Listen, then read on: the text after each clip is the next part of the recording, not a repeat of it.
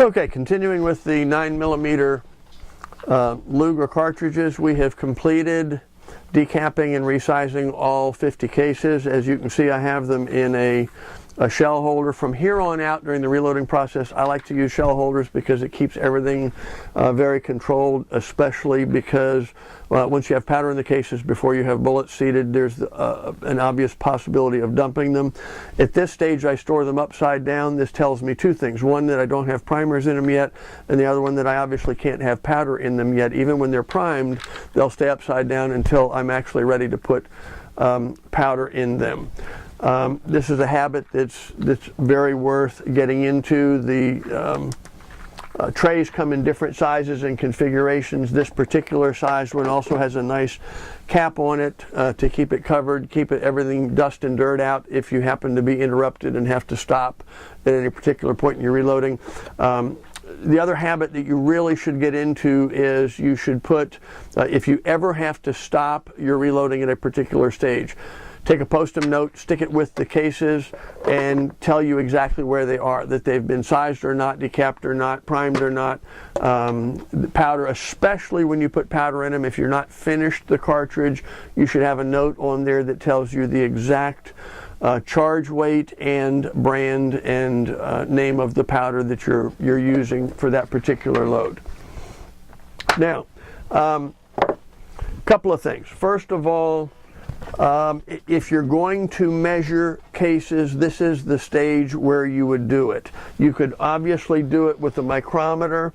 The problem with doing the measuring with a micrometer is that you have to take the time to come up with a detailed measurement of every case. You want to zero it and then take a case and then measure it, and there's going to be a dimension in your book, in your manual, that's going to be the minimum and maximum case lengths that are allowed for that particular one. The maximum case length for 9mm is 0.754 inches. The trim to length would be 0.749. If you find a case that's oversized and have to trim it. Now, a couple of things you should know. First of all, handgun ammunition almost never needs to be trimmed. So you'll probably get to a point where you do little or no measuring of your handgun ammunition. Another thing that you'll find interesting, these cases are measuring 7.445 or 0.745 inches when the trim to is 7.49.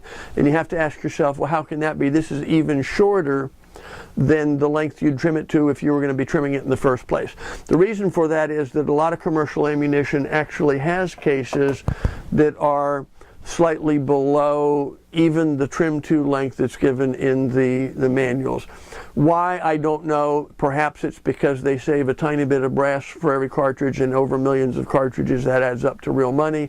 It may be that they start off deliberately a tiny bit on the light side so that even if the cases elongate during the course of using them, even with heavy loads, they'll never get to the trim to length.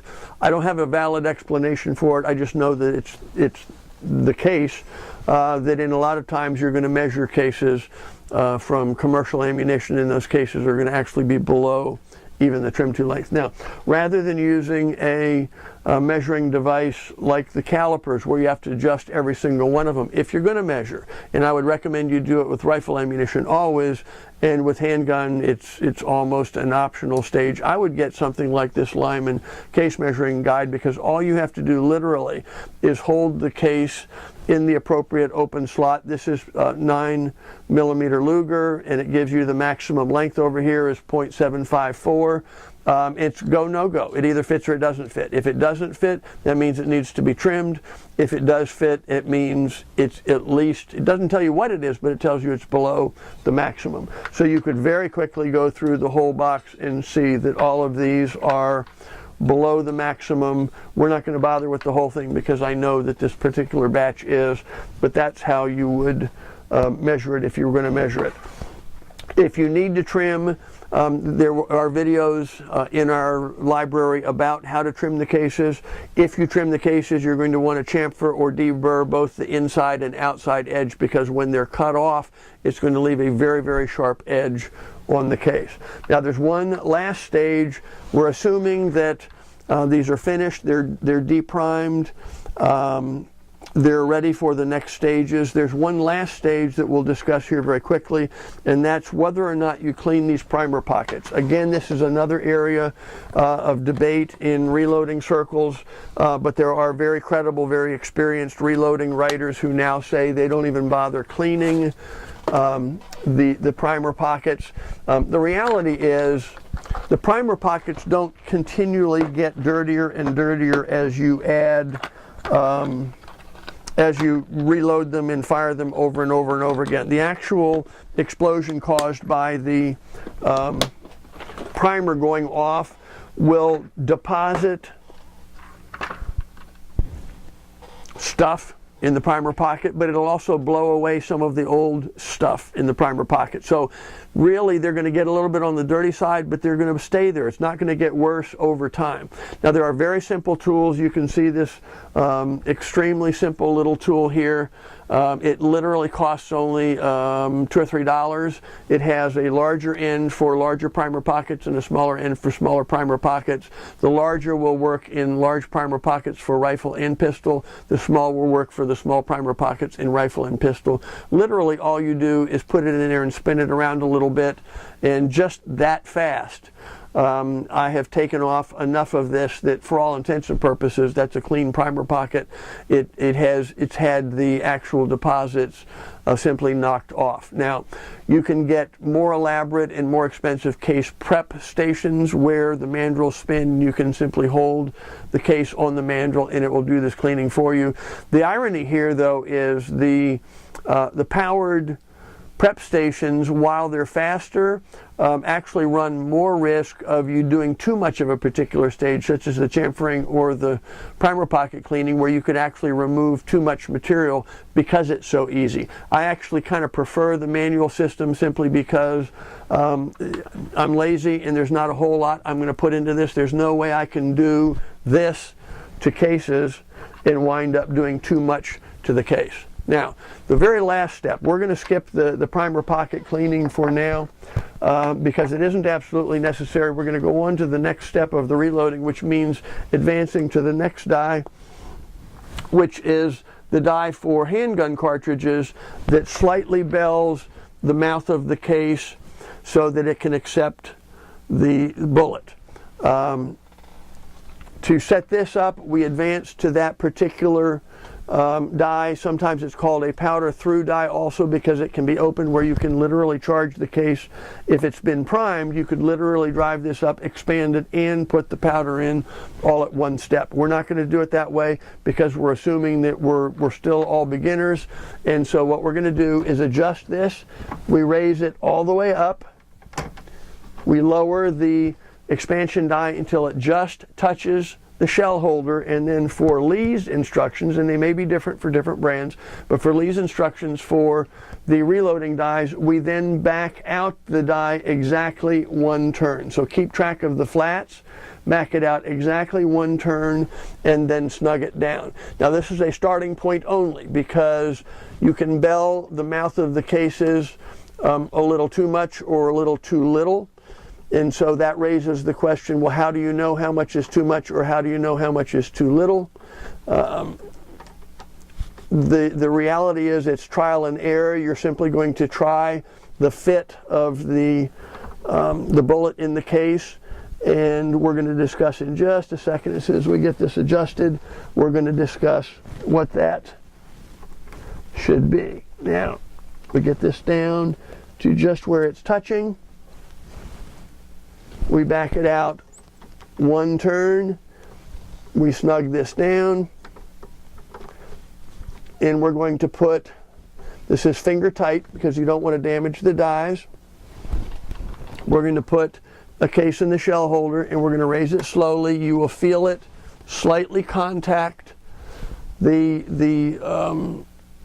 inside of the case, and there'll be a little bit of a push, and you will be opening up the mouth of this case ever so slightly. So how much is too much? Well, at this point you take one of your bullets and you simply set it on the case. If the case is very obviously belled too much, you will see it. In this instance, let's see if we can zoom in enough that you can actually see this. Okay, I've zoomed this in so that we can see this a little bit better. Here's a case that we've just belled or expanded, and you can see that the bullet just fits inside the mouth of the case. There's no obvious gap, but you can see that it's secure, it's started in, and it's going to fit in nicely. This is a case that has not been expanded yet, and you can see I'm actually literally balancing the bullet on top of it because it's not quite starting into the case.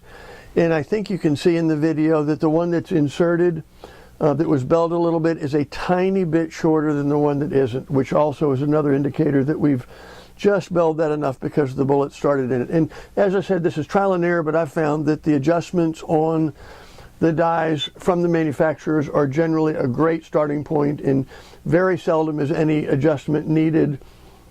If you're using a cast lead bullet, you may find times where you want to do a little bit more expansion because there's a tendency, if the edge is at all sharp and it's at all tight, to scrape some lead off the bullet as it's being inserted. But this is a great starting point, and this looks like a good point for us right now.